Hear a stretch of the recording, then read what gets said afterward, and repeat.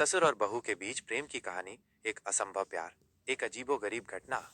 यह कहानी एक ऐसे रिश्ते की है जो समाज के रूढ़िवादी मान्यताओं को चुनौती देता है। एक ऐसी कहानी जो प्यार की ताकत को दर्शाती है, जो किसी भी बाधा को पार कर सकती है।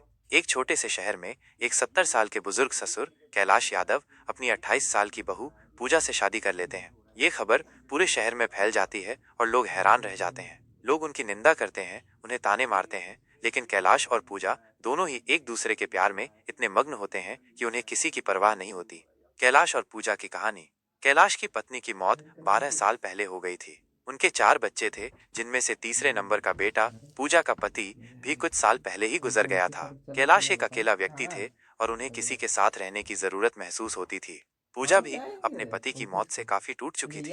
वह एक अकेली महिला थी और उसे किसी के साथ रहने की जरूरत महसूस होती थी। कैलाश और पूजा दोनों ही एक दूसरे को समझते थे और दोनों ही एक दूसरे के लिए सहारा बन गए थे। धीरे धीरे उनकी दोस्ती प्यार में बदल गई। उन्होंने एक दूसरे के साथ समय बिताना शुरू कर दिया और एक दूसरे के लिए खास भावनाएं रखने लगे। उन्होंने फैसला किया कि वे शादी कर लेंगे।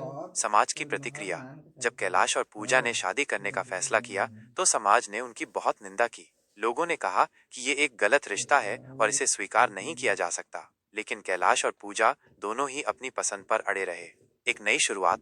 कैलाश और पूजा ने शादी कर ली और एक नई जिंदगी शुरू की। उन्होंने एक दूसरे के साथ खुशी खुशी रहने का फैसला किया। वे एक दूसरे का ख्याल रखते हैं और एक दूसरे के लिए सब कुछ करते हैं।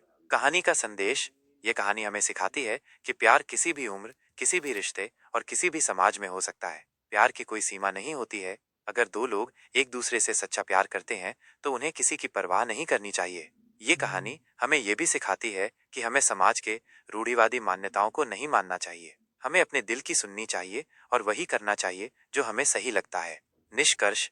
कैलाश और पूजा की कहानी एक प्रेरणादायक कहानी है। ये कहानी हमें बताती है कि प्यार की ताकत कितनी मजबूत होती है। ये कहानी हमें ये भी बताती है कि हमें अपने सपनों को पूरा करने के लिए कभी हार नहीं माननी चाहिए। नोट: यह कहानी एक काल्पनिक कहानी है। इसका उद्देश्य केवल मनोरंजन करना है। अन्य कहानियां, ससुर और बहू का गुप्त